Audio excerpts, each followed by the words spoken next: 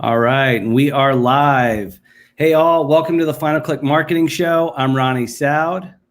And I'm Danya. And this is the show where we give you guys actionable marketing advice and tips based on our hands-on experience working with our clients. So today we have an awesome show. We're going to be talking branding and from a creative perspective. And so as you guys might know, this is not something that we specialize in ourselves. So we brought in an expert, Steph Giera. Her full name's Stephanie. We call her Steph, but she is a creative director at Create Web Studios and a partner of ours that specializes in website design and rebranding. Steph, welcome to the show. Hey, everybody. So I want to start out. Steph, tell us a little bit about yourself, your background and your role with Create. Sure. So background, I've been in marketing for about 10 years, and I've been in creative fields or working as an active artist for about 15, which is pretty cool. Loved art my entire life. I like the way that it allows you to really speak to people in either subliminal ways or very emotional, visceral ways. So creative background. As far as like working, I've been either on the team or started teams, many creative marketing teams with different businesses around Central Florida and in upstate New York. So I've gotten a chance to really play with a lot of different brands, which is cool. My degree is actually in art history of all things. So it's the art history and critical theory. So it's the perspective of art and really breaking it down psychologically, which is what I get to do every day in media and in advertising. That has to kind of help, because I mean, sometimes you take clients that have the same, they've had the same look for 20, 30 years, right? I mean, then they walk through your door and they need a little bit of a refresh. Sure. You know, that kind of a background has had to have helped. Yeah, it's I'm surprised how much I use the critical skills every day just to kind of break apart what's really happening or be able to use the like constructive criticism to explain why something maybe isn't working. Right. That makes sense. I gotcha. And so you lived in upstate New York for how long? It was 4 years when I finished my degree. Where did you go to school up there then? Alfred University. It's a school of art and design. It's about an hour and a half south of Buffalo. Oh, okay. Wow. Okay. That's like cold tundra territory. It is. Polar opposite of where we are now. Yes. Yeah. Yes. Are you from Florida? I am born and raised. Okay. Very cool. Well, today we're going to be talking branding. And so we brought Steph on because branding has always been important, but I think it's more important today than possibly it has been in the past 20 years. And I think the rise of the internet initially killed some of the need for expansive branding as what was known in the 50s, 60s, 70s and 80s. The rise of the internet brought a new way for us to find businesses, both local and new products and services. But I think it's starting to come back around because everyone today needs more differentiation online. I think that the rise of personal brands has helped sort of spur that along too. So we now have, more companies, but we also have more individuals starting single operator businesses, right?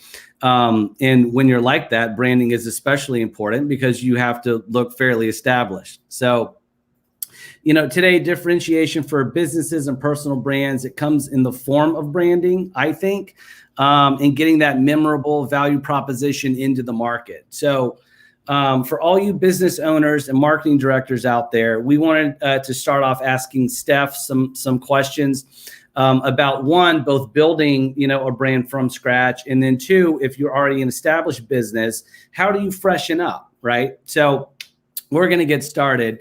And the first thing that we want to tackle is a really broad question, but I think it is a bit confusing to people, and that is, what is branding?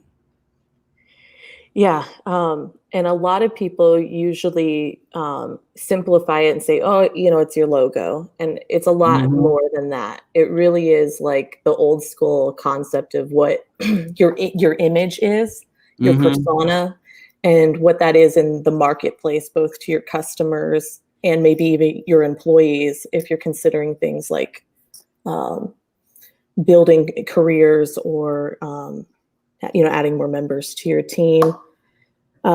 It could be everything from, your logo, your coloring, the imagery you use, the tone of the type of um, nomenclature terms, how Mhm. you put information out into the world. So it's really the perception of your company from various perspectives, usually consumers, but it could Mhm. be from internal as well.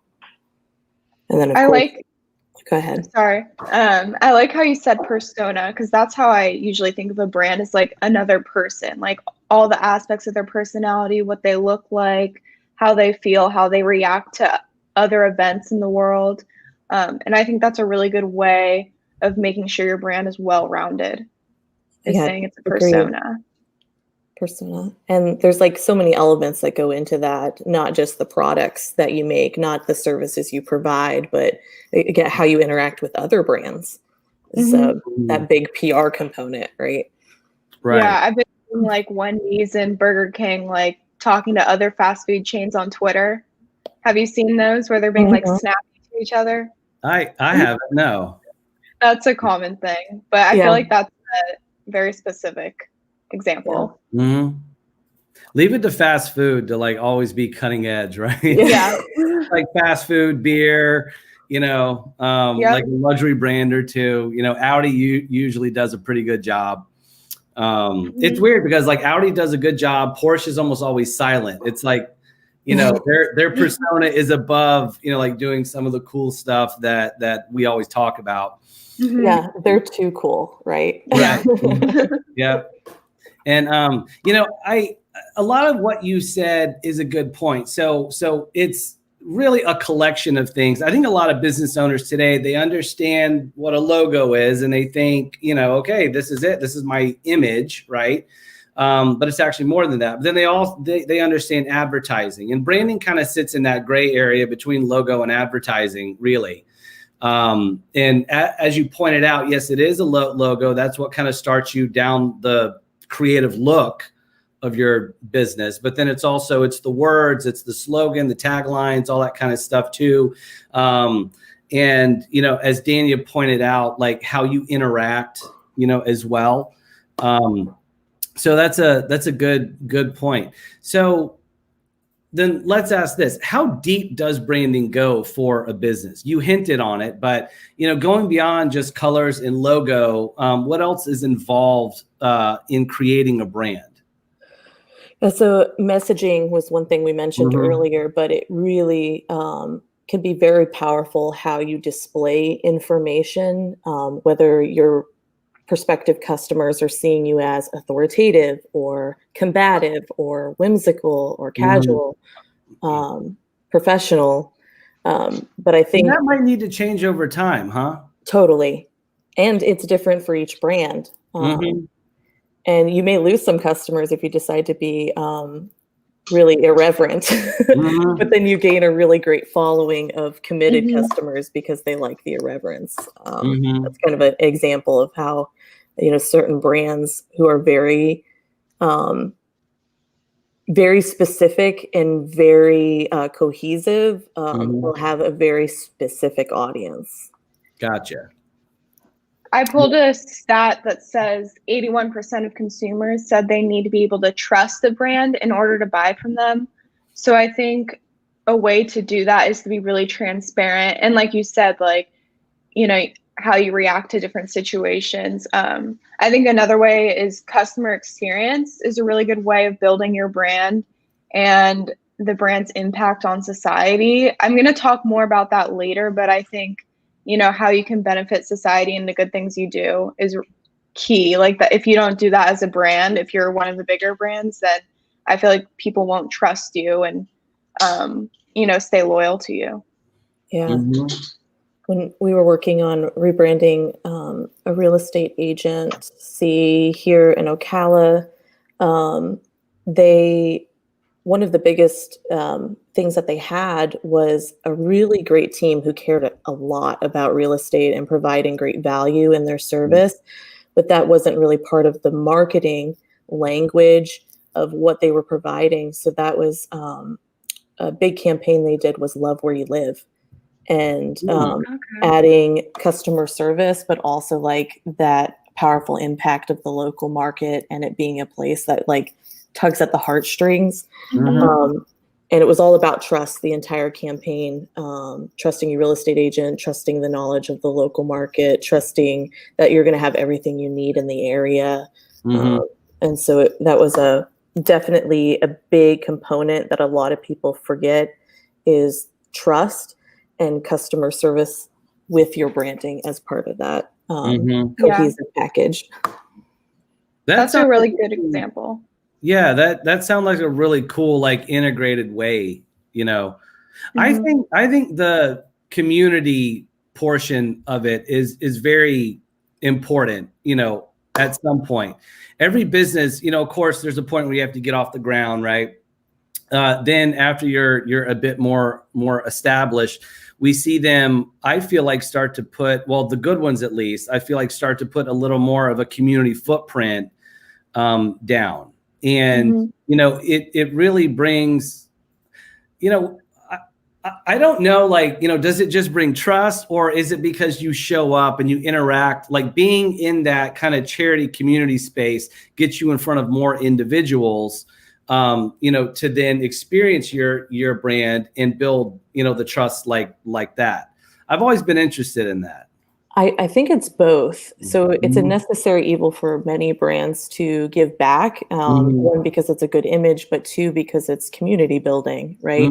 People want to know what you care about, and they can align very easily if you're into giving back to the arts, or the real estate example I had a really great tie to the equestrian community. So they were sponsoring all the equestrian events. And that's that was how they were able to delve into their niche. And then also get a nice pool of customer base that was really interested in maybe relocating for equestrian reasons. Gotcha. And I think it's also a really good way to stand out against your competitors. So like, let's say you're between McDonald's and Burger King, and they're pretty much the same, let's say, regardless of your opinion. But if you know that one company is going to, you know, give back to a charity you're interested in, why wouldn't you buy from that company? Because you know your dollar is going to do more. So I feel like that's a good way of being competitive too. An example I have of where that happened recently in food culture was when Chick-fil-A did a press release related to the LGBT community, and it really split their audience. So they lost a lot of people, but then they gained a really big following of a group of people that felt really aligned with those politics. So it was weird how binary it got, but for them it was very successful, which is really interesting. As far as being like, aligning from a PR standpoint. Yeah. They're really stuck to their guns. I know. On the whole, like, I mean, they're so close. Like, I mean, everyone wants Chick-fil-A on Sunday. Guess what? They're closed, right? They haven't opened in 30 years. So like that. And, I think a lot of the charity work that they do, and,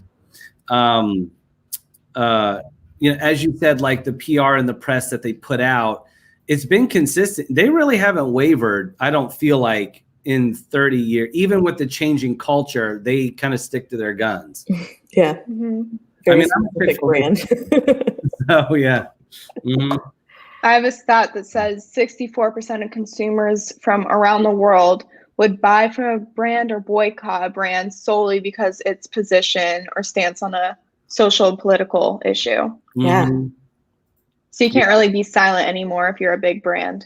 Yeah, I agree with that. I think people today expect a message that comes from you, Okay, so then today, do you feel that branding work is location centric? Remember, for a lot of the people listening, they're local businesses here. I think how much of all of this should be focused, on location centric ideas, or none at all. I don't know how much the local environment should actually play.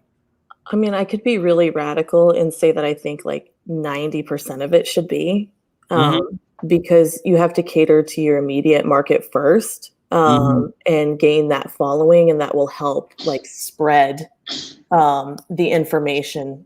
So you're using your local market as your influencers. If you can't get the local market to align with you, then you have no business like reaching out anywhere else. I agree. So we're in North Florida here. Steph is more like in Central Florida, and maybe hasn't experienced it as much in Orlando. Well, I think Orlando did years ago, right? But in North Florida, over the last, I would say 10 to 15 years, we've had a lot of like big brands come set up shop here.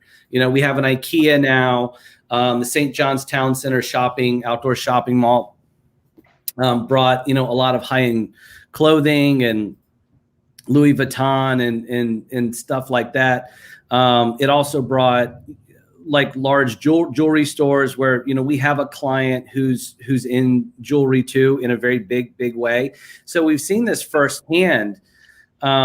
And the reason that I wanted to bring up the local thing is, a lot of times there's a worry when a corporate brand comes to town, right? But I feel like in what I've seen, the local community wants to get behind the local guy, so long as, in a sense, they pull up their branding socks, their value proposition too, right? And so it's interesting that you said, about 90%, in your opinion, should be location-centric branding. I think that kind of plays into a lot of the stuff that we just talked about too. How much community work are you partaking in, right? And then also, like, do you have the same value propositions as the corporate stores? Because if you do, a lot of times I think it's just a matter of maintaining visibility. Yeah, totally. And I would say, for me, I came from LA and now I live in Jacksonville, and I would say there's a huge difference between the brands.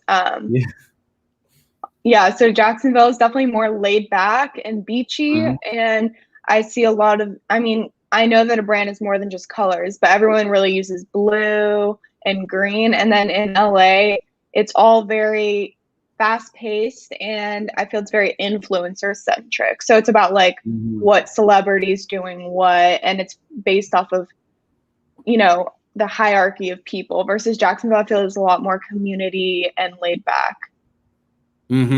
Yeah, for sure. An interesting thing. So someone else that we work with closely told me that we're the number 4 cause marketing city in America, which is cause, the charities, the nonprofits, all of that, which, you wouldn't really think that, but we're ranked the number 4, I think, for the amount and the activism.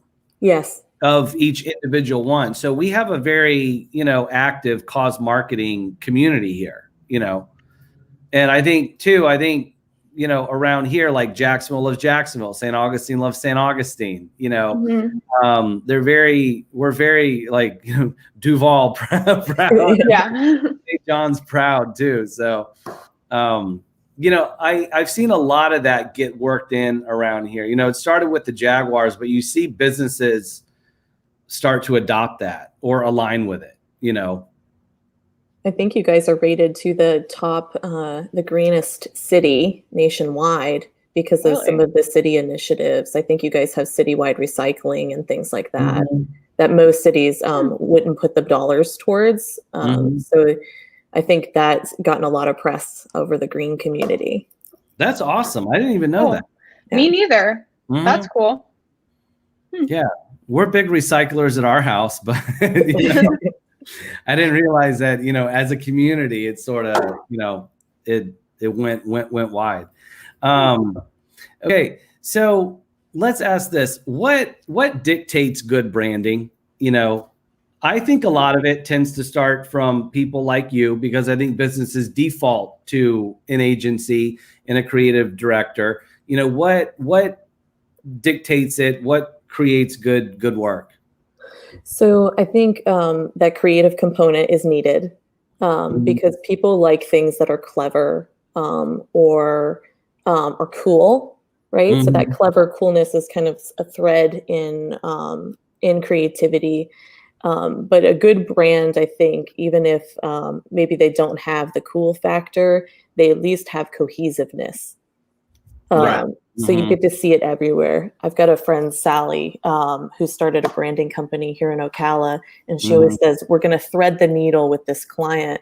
And what she means by that is that the brand should be trickled down and sewn into this common idea, component, and feeling through every single outlet that they have, whether it's a pamphlet flyer or the t-shirts that they wear to a golf event or website, social media. Everything should be threaded. Right. That helps with being recognizable as well. Right. So, you know, you talked about, you know, the cool factor. We all want to sit at the cool kid table. So now that could take some time though, because you might not, you know, hit it on the first try. But the cohesiveness, I think, is something that every business can strive for starting, you know, today. And, you know, let's talk about that. Like you started to hint on it, but, you know, I think you said through all their channels or platforms, like where exactly do they need to be cohesive with branding? So all of their collateral. So I think that's one thing. I mean, now that we're in the digital world, a lot of our collateral is online, like a website, social media platforms. So what are any of our posts or content we put out there? But there's still, especially in Jacksonville and Ocala, because it's that local community market, they actually love print still. So business cards are still like, and I was like, wow, really? People still use business cards? They love them. And pamphlet flyers, things that you can take away, rack cards. If you're like a builder, like an RFP, like request for information, RFI, you can use that proposal as a print version to really like illustrate your brand and your value proposition and all of those things in a really quick way. So I see that it has to take place online as part of your channels, like a LinkedIn profile, a Yelp profile, all the way down to your business card. All of those things, digital, print, even a gift basket that you send to a client needs to have it. That's coming back big, like some form of like, like branded gift giving to your customers and your clients. There's a difference. If you have customers, it means you have a ton, right? You're like fast food or some boutique.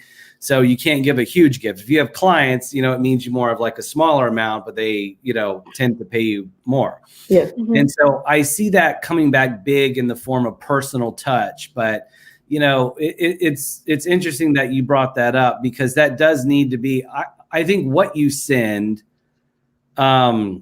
speaks a lot about the type of business that you are. Don't just give something, put some thought into it, make sure that it aligns, and then how it's presented to you. Me and Daniel were talking about packaging the other day, and packaging of all things, how important, and it can really sway your opinion of a brand. Yeah. When I buy online or I'm given something to try as like a product, and when I receive it, I open the box, and like depending on the presentation or how something is wrapped, or if it has a stamp on it or a card that has like a little thing, like all of that just feels like really tactile and exciting and special. And I think most consumers and customers want to feel special. They don't want to be a number on your Rolodex. They want to feel like they made an impact and that you have their best their best in mind. Right. I think another thing with packaging is making it Instagrammable. That's becoming a big trend. So Mhm. kind of like what you were saying, Steph, like just with the personal touches, and when you open the package, it should be beautifully laid out. So you just want to like take a picture and post it. A lot of brands do like stickers. So, you know, you'll put a picture of the brand on other things like your phone case or a bag or something. Mhm. I see that with a lot of brands, and I think it's going to continue growing too. Yeah, I love getting stickers from brands that I bought from. I'm like, I Yeah. don't know where to put them because I don't put them on my computer anymore because that's like an Mhm. 18 to 30, 20-year-old thing to do. But I love getting stickers. It's kind of like the guerrilla marketing of like a Hmm. big brand, which is fun. Yeah. Mhm. Yeah, it's true.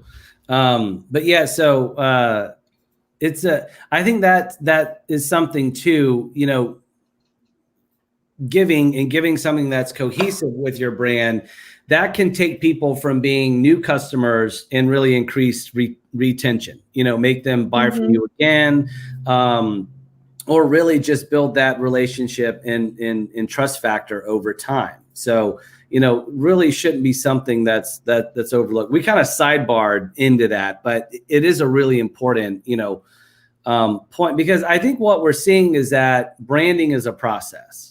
Yeah. You know, and so if you're starting from new, it could be a tough process because, you know, it does have a cost associated to it. So you kind of have to, you know, work your way down the ladder. And then if Hmm. you're established, you do need to freshen up and modernize your branding look, feel, tactics, the way you sound, so on. And, you know, saying that, I think, leads into the question of, can you take us through a creative process? Because I feel like this is a really big mystery.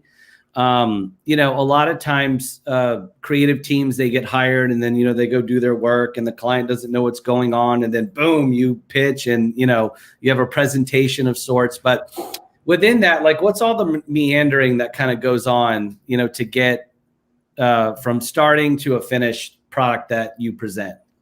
So many processes are like this, but our process has been with a brand, established brand or a new brand. It Mhm. starts with discovery, and Mhm. really that's market research, understanding like who their audience is as an example, what their competitors are doing, and so we'll pull through like a competitive analysis or even some market research what their competitive advantages are.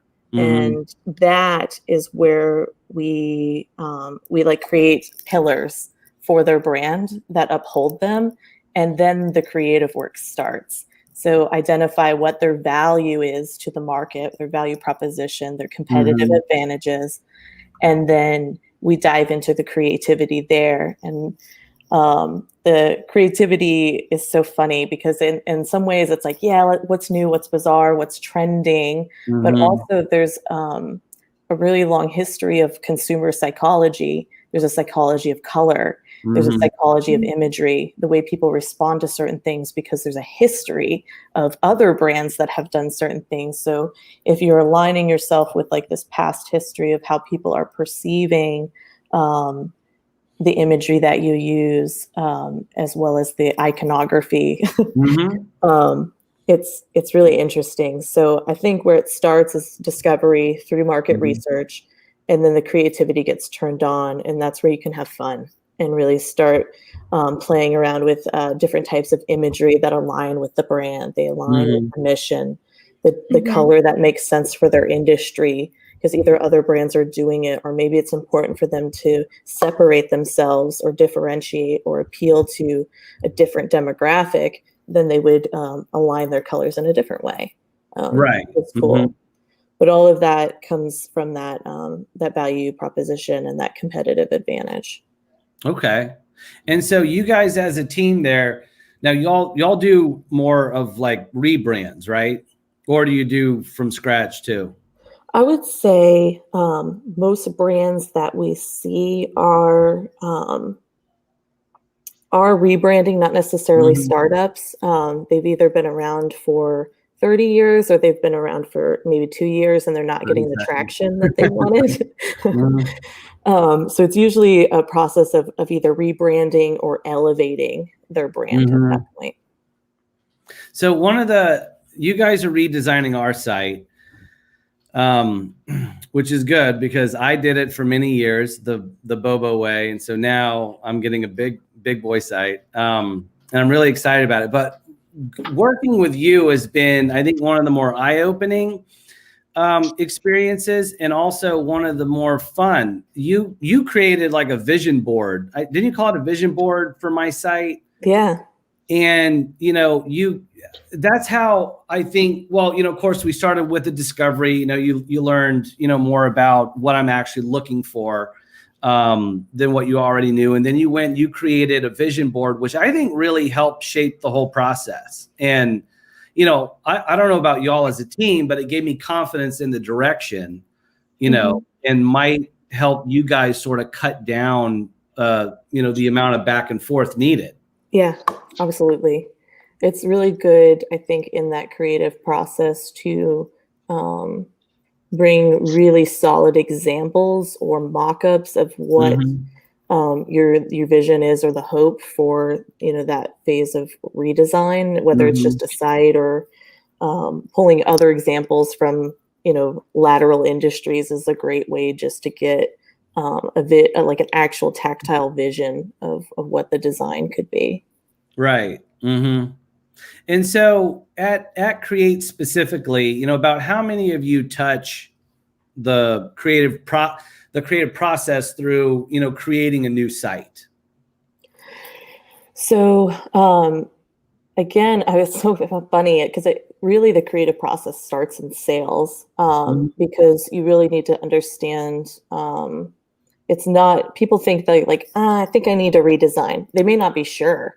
And so then that really allows for, in the sales process, to get like a perspective of well, what are you trying to achieve with a redesign or a rebrand? What are you not getting with the current brand? And that goes back into the market research, the goals of the company. And, if it's the right timing is another great example. There's seasonal holidays for e-commerce stores that are very specific. So there's like a downtime and a hot time. So timing is a big factor in deciding, whether it's time to redesign. So I think all the way from not just our designers, but there's a strategy behind the design. So we have market strategists, we have different folks, even related to copywriting as an example. We talked about that earlier. The message, messaging is a good part of design. Sometimes you gloss over it because it's just an element in the design. But since people don't read anymore, they scan information. What you say and how succinctly you say it is very powerful. So we have, I would say, every member of our team touches a creative project, not just the designer. I think that's an important point because, I've worked at a lot of places where you have a salesperson that just sold something, and then the order gets put in, from the CRM, and then it goes to the web design team, and, they have like one account manager and the designer, and that's it, right? There's not a whole lot of differing opinions that are starting from first base on that client. And you guys kind of do that because creative is a process, right? And the other interesting thing that I thought you said was about copy and messaging. And that's something, I feel like it's very chicken or egg, right? What comes first? So in your opinion, what comes first? Copy and messaging or design? So because my background is in design, design comes first. Design comes first, only because I do know that people don't read. We know that from just massive amounts of research and the way that consumers absorb information. But that doesn't mean that the messaging should be thrown away or it doesn't matter. It really starts with the message, and then illustrating that message in a really digestible way, where someone could scan it and get a really deep understanding of what the message is. So it really is the message, but it's the design that reinforces the message. Right. The design delivers the message. Yeah. Right. So, and it's a good point that you said people really scan through the website, because I read something in an article, I can't remember the exact stat, but it said like your first impression is made in less than 1 second on a brand, and that really determines if they're going to buy from you or not. So I think you should be able to look at a website, and in less 1 second, you should be, okay, this is what they sell, this is what they're about. So I think it's really important to, like you said, do kind of creative and make sure it's threaded through every aspect of the brand, so you can't really miss it. Right. Yeah, I think that's what your team does so well, is that the websites that y'all built and the images and the way that you lay out the message and the copy, I think is really superior to a lot of the work that you see in the market. And, to Daniel's point, when you have a second or, 5 seconds, which is an eternity, to make an impression, that is so important, for gaining new customers, right? And that's because every business, I talk a lot about every month you have to gain new, right? And so, if your website isn't up to par, or your creative elements that reflect your brand aren't up to par, you're not making a great first impression. And all that, advertising that you're spending money on, a portion of that could be going to the wayside, Very true. So branding, very important for focus, look and feel, but saves you money, right? So yeah, design it once so you're not having to do it again or pay for it once. Exactly. So want to ask this question too, is how do you tie in a business's value proposition into the creative process and then spit out a good piece of work? Yeah, so I think that's you'll take those differentiators or the things that maybe their customers are really looking for, and distill it. So it's part of the distillation of how the goal is, and then how it's achieved, and then that can branch off like a mind map of different ways that people perceive trust, different ways that people perceive professionalism, the different ways people might understand that you're providing them value by using them. And then those are just a few examples of maybe those value proposition pillars, and then it goes into illustrating that. So it could be illustrating it with imagery. It could be a PR campaign where you do some like street art and like people get to grab flowers off the ground. It could be small icons that you use to just illustrate your the things you're providing back to them with their investment in your service. Okay.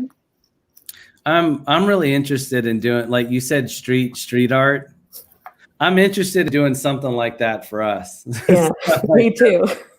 Something, beyond, of course we do the Facebook ads, we're on Google, and all that kind of stuff. Like, that's what we do, what we specialize in. But, I think to bring our brand into the community, to bring Soud Marketing into the community, I think it would be a wise choice for us to do something cooler like that. That's maybe physically interactive. Yeah.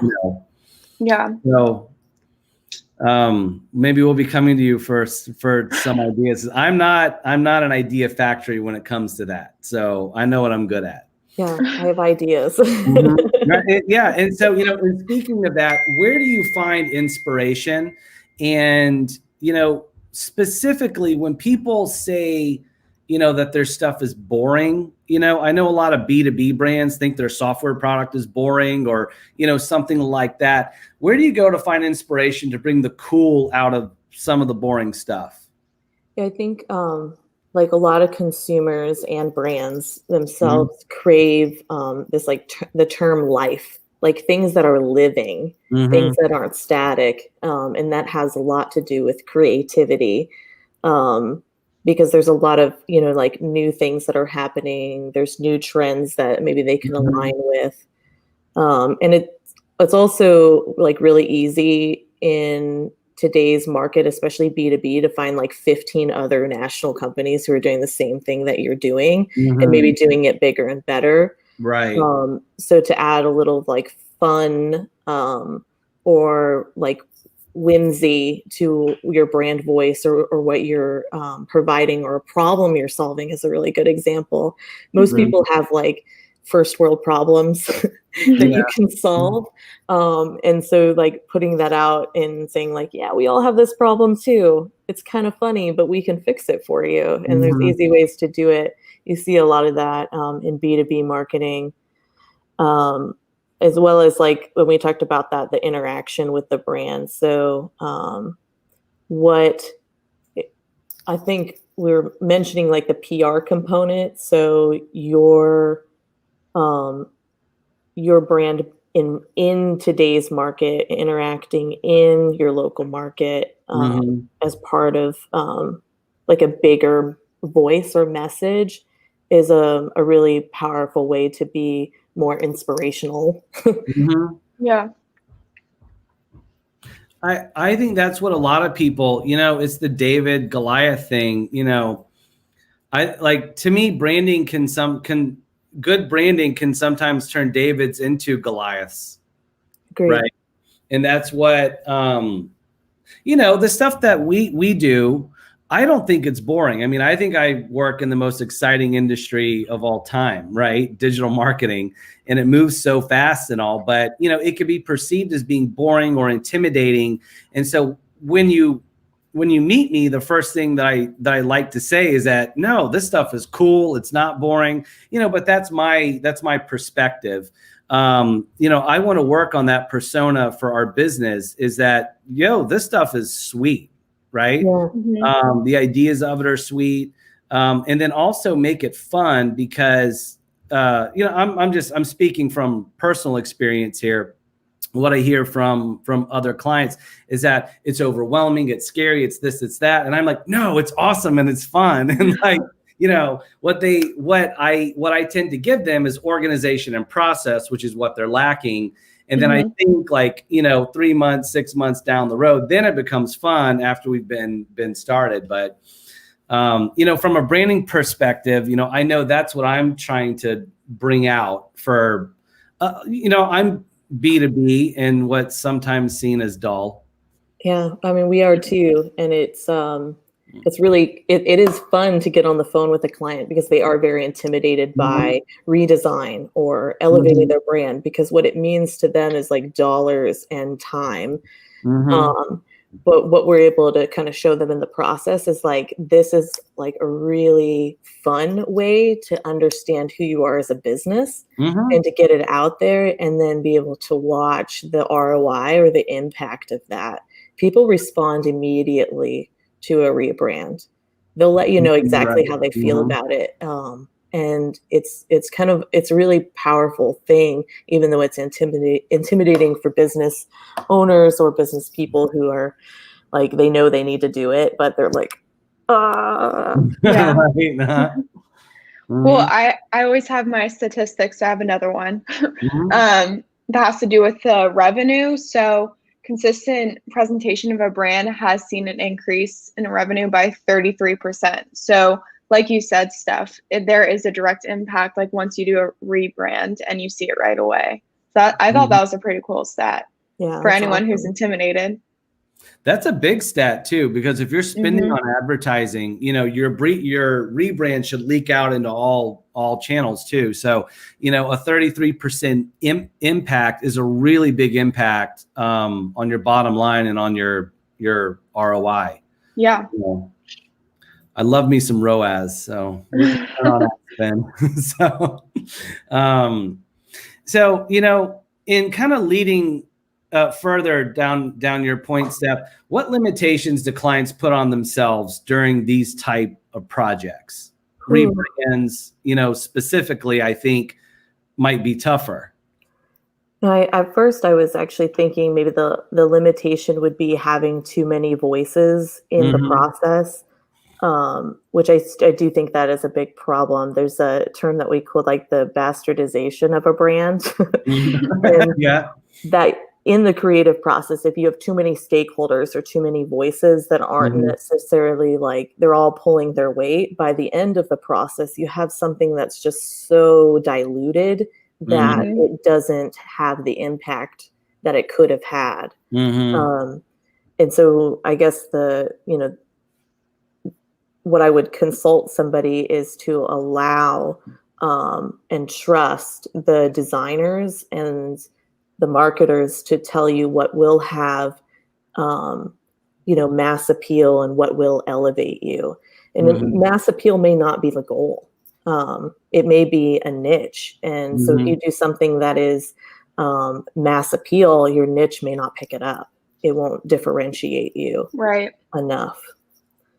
The other thing is budget. Most people don't have a marketing budget, which is really bizarre to me. I think, a lot of business coaches will say, 10% of your profits need to go back into your marketing as part of like a way to grow and scale. And so, people will say, okay, we're ready to rebrand, but they don't necessarily have a budget in mind. So I think if you're even thinking about rebranding or doing a brand elevation or facelifting your online presence, go do the research now and get the numbers so that you have it to be able to plan the rest of the year. Don't get like trapped with no budget and not being able to do the things you want to do because you were like, I didn't know it was going to cost this much. So get the quotes. And be ready for when it's time to pull the trigger. That's a good point. That's something that, I but I find, a lot is I'll walk in and go, okay, so what's your budget? We don't have one. And so, typically I say for growth, it should be 12%. Of your profits. And that's if you want to keep growing year after year so that you don't stagnate, right? Because you do need to aggressively position and reposition yourself, like we said earlier, in front of more new people, which is costly, but you tend to make all the money up on the back end after they've experienced you and then keep buying from you for years to come. So the long-term value, I feel like that really great branding can bring, one, it is immense. Yeah, right? Definitely. So, wanted to ask too, is how does branding and design move consumers or resonate with people? So, we talked a little bit about that earlier, which was the idea of trust and impact. So I think, as far as like resonating, it's aligning with their own goals for themselves, right? And you do that when you have business partnerships too, right? So it's like we have the same goal in mind, but we are offering like a very like lateral solutions to each other's problems. So it's about alignment. So it's like the impact should be about their alignment. Then people are soul people. I mean, we all want to feel like we're part of the world and that something has touched us. One of my favorite brands, and I was actually going to talk about this later, but I'll bring it up now, is Subaru.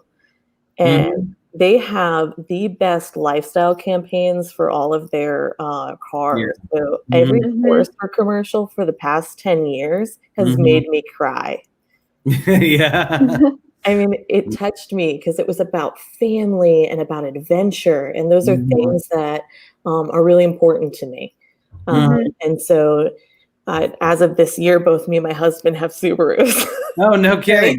Which is like so funny. But I was thinking about brands that were really powerful to me. And it's because they kind of strum at the heartstrings of things that are important to you. They make you feel like you've been rallied, or that they'll allow you to do something that you can't currently do because you don't have that product or that as part of your business or it's part of your life.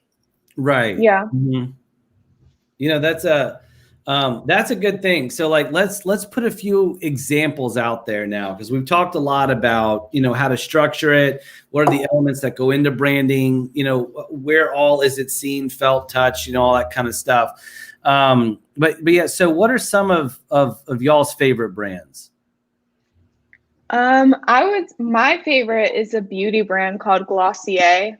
They're pretty new. They've only been around, I would say, like maybe 5 years or even less than that. But they've made a huge impact, and they're like featured all over Forbes and stuff. But I think the reason they're so successful is because they started off as a blog community for beauty. So they already had a really strong, they had strong cult followers and people who were just, they found a community. But I think from the blog, they figured out that there's a gap in the market between, super expert makeup gurus and then people who don't wear makeup at all. There's people, a lot of us, who are in between, who care about makeup, but I don't want to wear a full face every single day, and I want to be able to still do things without sweating it all off.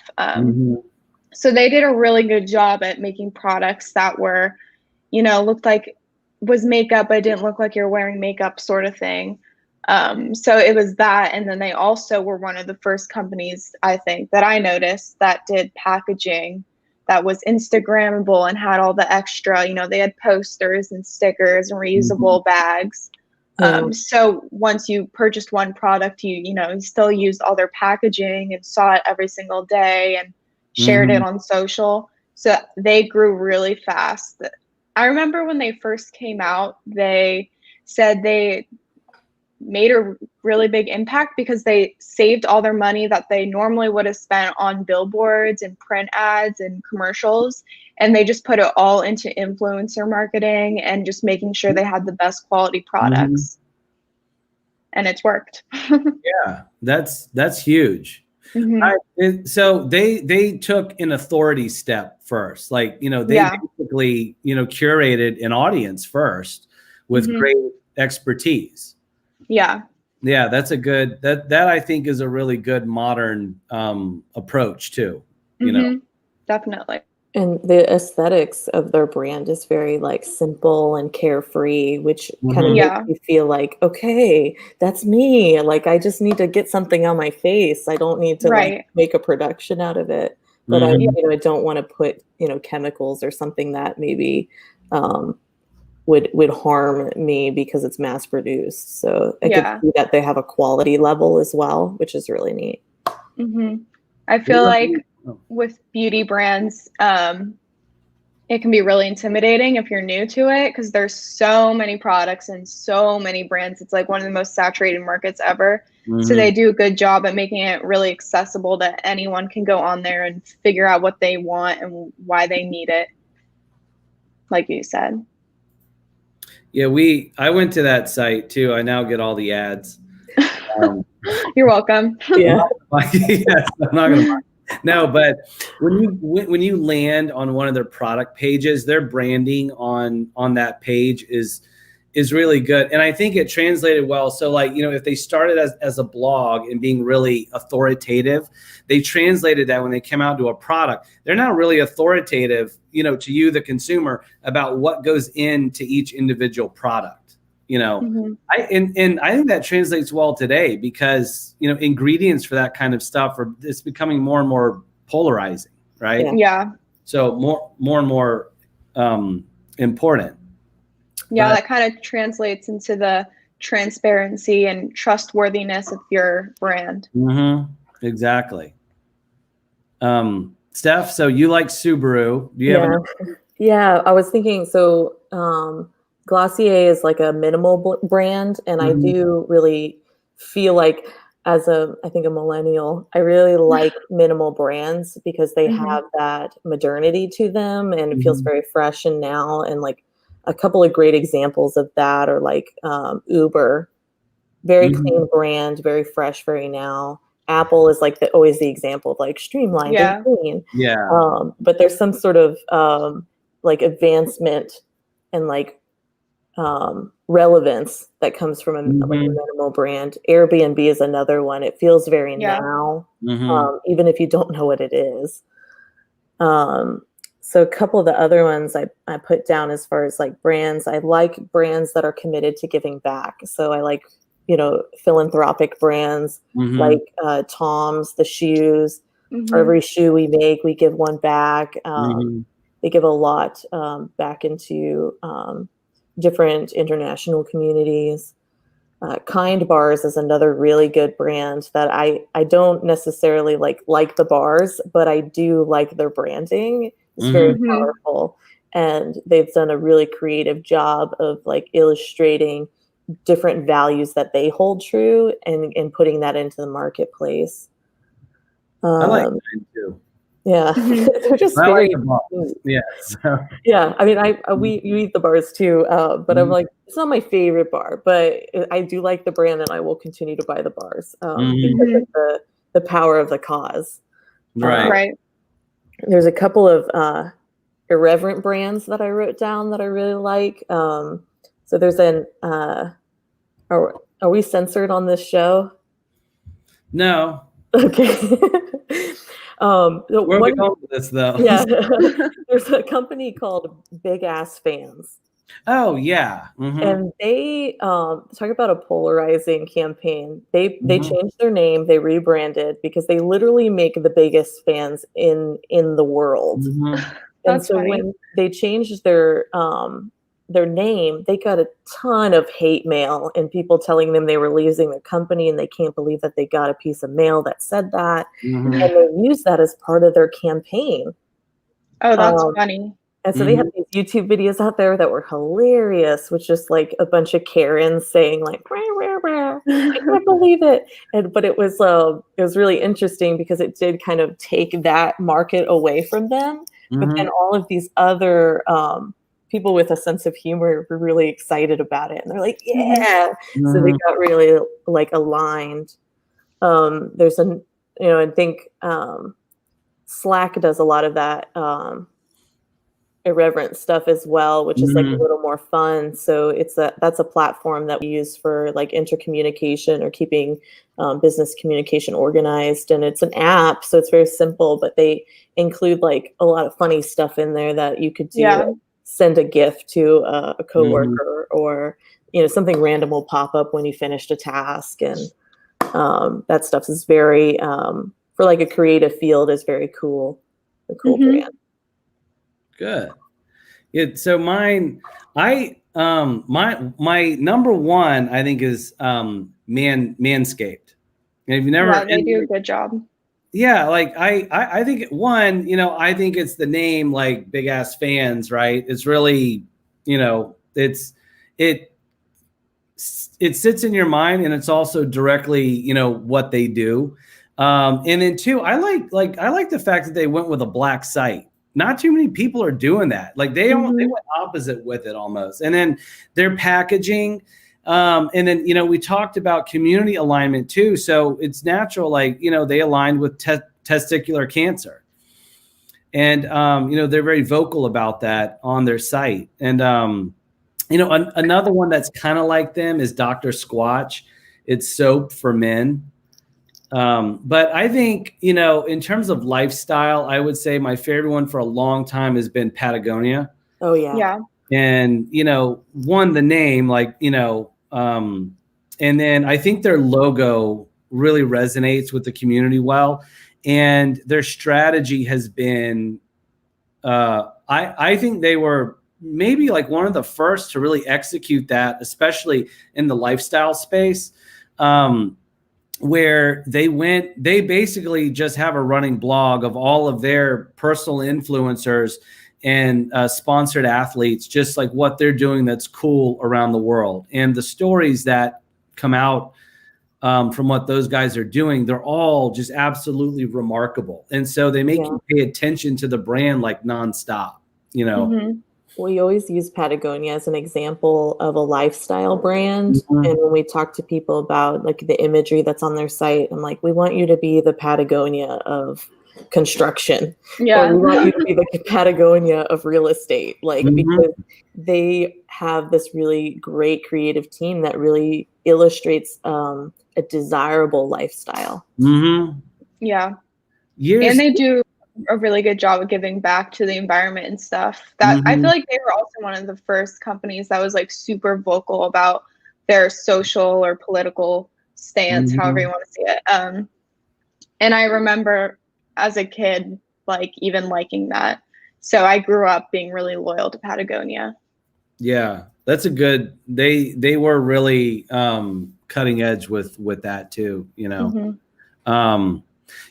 I don't know if y'all remember this, but do you remember like they came up with like a persona called the Dirt Bag, and they had it on their site, and it's like they had like a handful of guys from every sport, guys and girls, and those were their dirt bags, and they like built a whole like lifestyle story thing around what they're doing, and it's just the